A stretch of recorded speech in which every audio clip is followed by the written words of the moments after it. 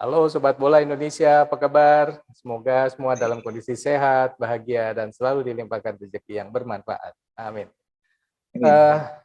Sobat sekalian, kemarin ada pertandingan International Youth Championship ya, antara Indonesia All Star, kemudian Atletico Madrid, sama Barcelona, dan juga Bali United. Benar nggak, Om? Betul, betul. Dan itu bermain di Jakarta International Stadium. Jadi kita Betul. ada stadion baru dengan klasifikasi internasional.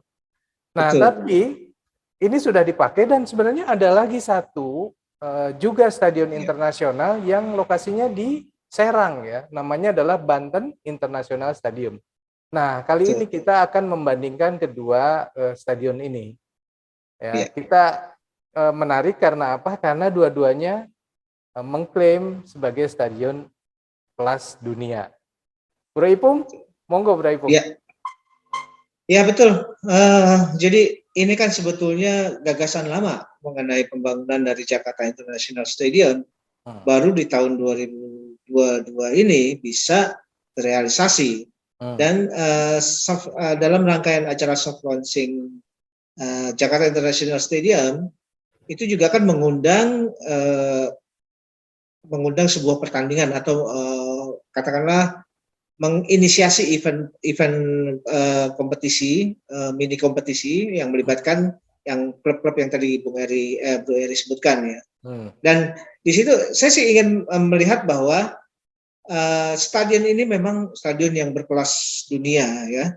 Apalagi dia juga punya keistimewaan bahwa atap dari stadion tersebut itu bisa dibuka dan bisa ditutup gitu.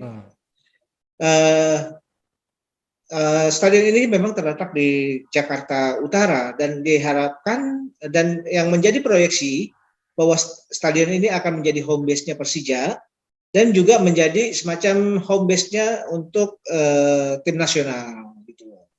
Dan ternyata mengarah ke beberapa jarak dari Jakarta ya, itu kita lihat di Serang juga kan sudah mulai dibangun Banten International Stadium. Artinya bahwa maraknya pembangunan stadion ini itu juga kita bisa punya harapan bahwa akan antusiasme sepak bola atau dunia sepak bola profesional akan mulai memulai babak baru. Artinya banyak tim-tim yang punya katakanlah base fansnya itu akhirnya punya stadion yang menjadi home base-nya. Karena stadion ini juga penting buat katakanlah sebagai mata rantai dari pembinaan sepak bola di tingkat klub gitu loh bro. Ya kalau misalkan GIS ini akan menjadi home base-nya Persija, kalau Banten ini masih belum jelas ya. Konon ada dua tim yang sedang memperebutkan Banten International Stadium sebagai home base-nya mereka, yaitu Rans Cilegon FC sama Dewa United. Nah, ini ukurannya sendiri kan beda ya, Om. Betul. Yang GIS ini, yang Jakarta ini kan bisa menampung 82.000 penonton. Betul. Terdiri dari 3 lantai. Nah, terus tapi kalau yang di Banten ini catatannya ada 38.000 penonton. Betul. Ya, hampir setengahnya, Ya memang gini. Jakarta International Stadium itu kan memang punya rujukan adalah stadion-stadion yang top lah di Eropa.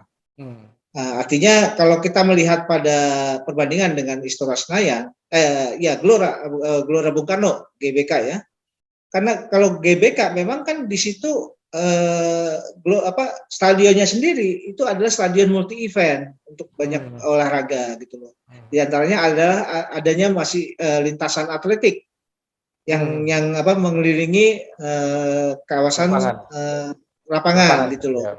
Nah, dan itu kan artinya ada interaksi yang kurang intens antara pemain dengan fans karena ada jarak yang masih cukup jauh, sekitar 50-an meter dari lapangan ke tribun penonton. Tapi di G sendiri itu kan tidak gitu loh. Dia boleh dibandingkan disamakan dengan mungkin Etihad Stadium, Emirates Stadium atau Old Trafford yang jarak antara pemain dengan penonton begitu dekat. Ya sekitar 8 meteran lah gitu loh. Jadi gegap gempita penonton itu akan sangat terdengar dari ke telinga pemain, dan tentu ini akan memberikan atmosfer yang berbeda buat para pemain yang bisa berlaga di situ gitu.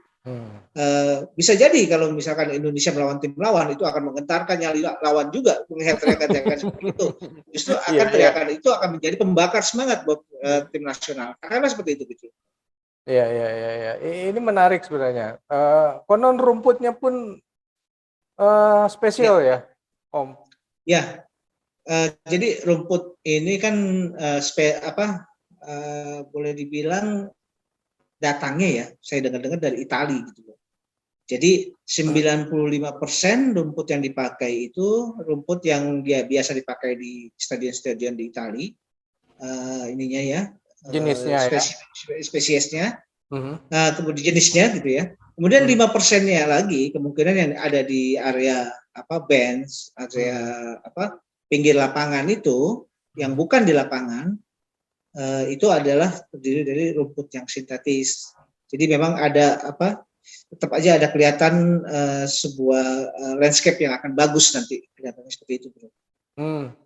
Tapi kalau menurut saya yang di Banten justru yang diimpor dari Italia, bro.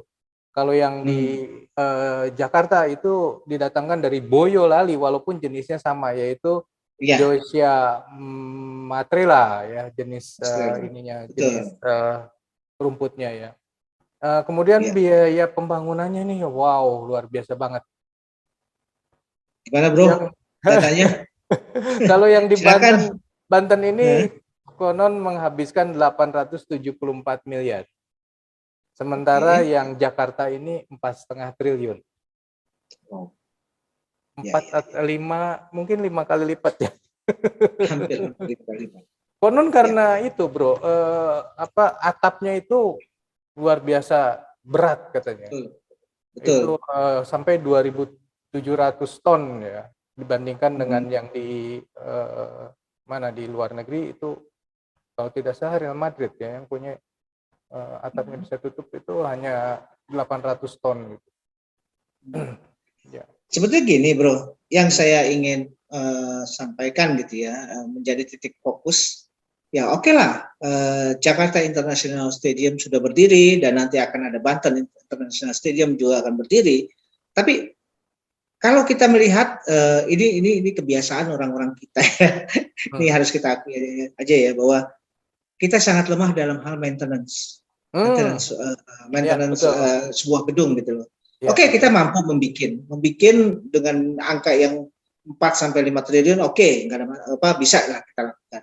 Tapi yang jadi pokok persoalan adalah bagaimana bisa nggak kita memaintain ya sarana yang sudah sedemikian canggih untuk tetap bisa dalam kondisi yang masih prima katakanlah, dalam kondisi yang tingkat kebersihannya juga sangat terjaga, kemudian juga stadion ini juga kan akan membentuk karakter dari penontonnya sendiri gitu loh. Nah, itu yang paling saya khawatirkan adalah karakter penonton kita nih, penonton sepak bola kita. Itu juga kan harus diperhatikan. Artinya stadion ini harus bisa membentuk karakter penontonnya. Itu juga penting. Karena karakter penonton ini akan mempengaruhi tingkat katakanlah keawetan dari stadion ini gitu loh, bro. Jangan sampai seperti di GBK. Pernah nggak nonton ke GBK, bro? Begitu saya naik ya ke lantai, itu bau pesing, bro. Karena di mana-mana di setiap sudut mereka pada pipis sembarangan aja tuh, karena nggak lagi di toilet gitu. Nah itu juga kan harus jadi perhatian ya. Jadi jangan sampai cuma bisa ngebangun tapi tidak bisa merawat. Itu satu. Kemudian ingat bahwa penonton yang dibidik adalah 82.000 dan ini bukan angka yang bukan angka yang sulit untuk dicapai oleh penonton Indonesia. Ini sangat mungkin terjadi. Bagaimana dengan traffic? Itu juga harus diperhatikan. Lahan parkir. Saya pikir sih begini, kita tidak lagi memikirkan mengenai lahan parkir untuk stadion ya. Karena itu juga akan memunculkan persoalan tersendiri. Tapi bagaimana bisa mendatangkan penonton tapi tidak membuat traffic, tapi tidak membuat parkiran jadi penuh itu. Bisa saja mungkin nanti ada LRT yang khusus dioperasikan pada saat-saat pertandingan untuk membawa pengunjung fans pengunjung sepak bola, biar tidak terjadi traffic, karena traffic ini akan jadi masalah tersendiri gitu loh, Bro. Ya, apalagi dengan jumlah seperti itu. Contohnya kemarin di Mandalika saja kan, ketika pagi untuk menjelang acara memang tidak terjadi kemacetan karena memang semuanya datang dengan waktu yang panjang dan tidak langsung tiba-tiba. Waktunya berbeda-beda ya, Bro. Ya, waktunya berbeda-beda. Tapi pada saat pulang kan setelah acara selesai ya semua keluar gitu, makanya akan terjadi kemacetan. Dan itu juga bisa terjadi di GIS maupun di Banten ya. Di GBK sendiri kan sering kejadian Bro ya, kalau macet seperti itu ya. Cuman memang bagusnya kalau GBK ini kan pintu keluarnya banyak ya, sehingga bisa ibaratnya tidak terlalu mengganggu lah. Ya mengganggu tetapi masih bisa tersalurkan dengan baik gitu. Tapi kalau misalnya pintunya cuma satu, coba lebih kacau lagi gitu ya. Jadi sebetulnya gini, titik fokusnya sebetulnya simple aja sih kalau menurut saya. Bagaimana merawat ini stadion untuk tetap dalam profilingnya yang sangat mewah dan megah. Kemudian bagaimana memanage arus lalu lintas pada saat terjadinya pertandingan. Dan yang berikutnya adalah stadion ini harus bisa membentuk karakter penontonnya. Itu loh, Bro. Ya. Dan yang berikutnya adalah ini supaya bisa ada biaya untuk pemasukan untuk perawatan, berarti ini stadion nggak boleh diem ya, harus sering dipakai. Nggak boleh diam, betul, nggak boleh diam dan harus selalu mengundang event-event untuk dilakukan di situ. Tapi mengundang event juga harus dibarengi dengan studi kelayakan ya. Apakah event yang ini juga memang layak untuk dilakukan di JIS, Jakarta International Stadium gitu loh. Kan bisa aja konser musik atau segala macam kan bisa dilakukan di situ. Ya, betul. Oke, Sobat Bola Indonesia, tadi kita membahas 2 stadion sepintas ya. Mungkin kalau kami sudah berkunjung langsung akan beda lagi ceritanya.